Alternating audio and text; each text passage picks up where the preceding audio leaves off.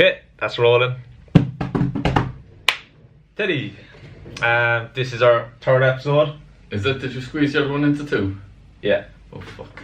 Right, we're going to try to make this a bit quicker anyway, folks. Less boring, so we don't put you to sleep. Teddy, how's your progress going so far? Great overall. Down below 91 kilos. Don't think I've been below this weight with maybe 6 or 9 months, and all going well. Definitely need to get on top of tracking a bit more. I just kind of leave out days. I'd be just running around the place like a headless chicken and forget about it. What's your total weight loss to date? About 4 or 5 kilos. In time frame? 4 weeks, I think. 4 weeks. Yeah. So that's a very decent weight loss. Yeah. I'd argue again, maybe are we going a bit too fast? I'd like to slow that down a bit, just because the less aggressive you go, the more room you have for improvement. But Teddy does kind of want to reach his result. Yeah. And so look, he's a few goals in mind. My baby sister. Yeah. Bigfoot. Yeah. Yeah. She calls me Tubbs. Okay. Yeah. Right. But when she found out, because of these videos, that I gained 14 kilos, she called me Mega Tubbs. You do call her Bigfoot. So yeah. It's and fair the mother. enough. Yeah. Jesus, Teddy, you're after getting very bulky. So yeah. So motivation's high for Teddy. He wants to lose weight. Yeah, lose the name Bigfoot. Yeah. And get the mother back inside. Yeah. So that's Teddy's progress so far. Have you been finding it tough, easy, in between? Relatively good. 8% of the time. Yeah. Yeah, there's just a few times there when it just comes to my sweet tooth, I'd eat all around me. Yeah. So just trying to pass shops and not go in and buy a load of chocolate and all that. But other than that, grand. Right, so what we identified with a problem that Teddy is having, and it's probably for 90% of people, is that weekends can be a bit of a struggle due to socialising, going out, having a few drinks. This can be where calories are taken on a bit heavier. Yeah. Teddy, what happened last weekend? A few glasses of wine. I tried to stay off the beer for the month. Technically, I did stay off beer, but I had wine. Yeah. Not too bad.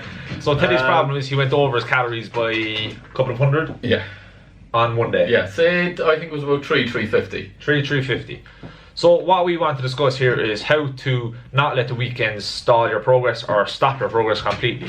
So in the case of going over your calories by 300, 350, I wouldn't worry too much about this. Draw a line under it, continue going ahead, go back to what you're used to doing, stick to your calories. Yeah. The 300, 350, it's quite minimal.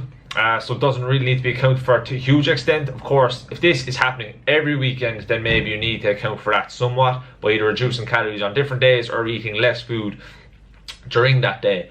But what we want to discuss is how do we plan for significant weekends where calorie consumption is going to be through the roof.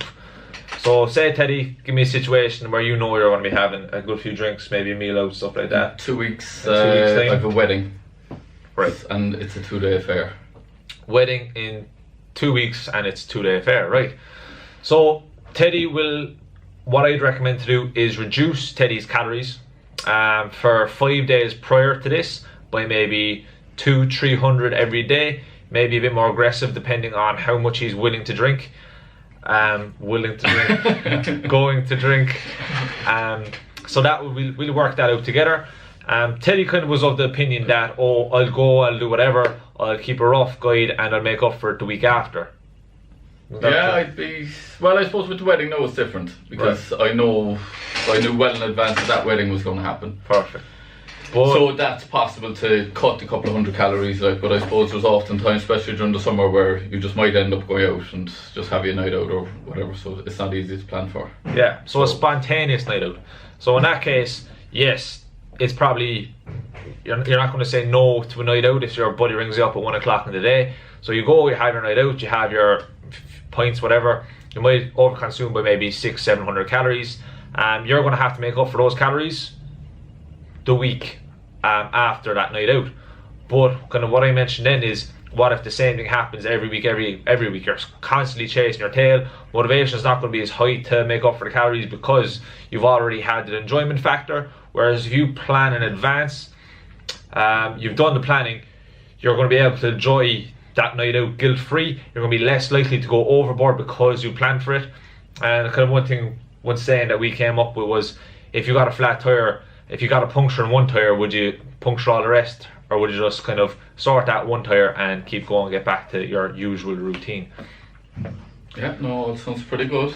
So 2 weeks waiting, we're going to reduce calories Monday to Friday to allow for, say, 1,000 calories to be on that Saturday night, or maybe go a little bit more aggressive. And I want to be down to below 90 within the space of 2 weeks. Yeah. So that's 0.7 of a kilo to go. That's brilliant. Which is all quite plausible. Again, and to get back on track too as well. Afterwards. Yeah, but I've been working very hard this morning on my new invention. Well, it's for you, it's for Aspire Nutrition. Right. Alright, it just gets you back on track. So if you're having any kind of urges for chocolate or bad food, this is the thing to go for. You ready for it? Yeah, I suppose, yeah. Fitzy! Yeah. Have you got it? I have it. Bring it in there, White. This is the game changer. If you've cravings. If you've cravings, you just pop this on for 5 minutes. Oh jeez. And second job done. Beautiful way to watch out for this, isn't it?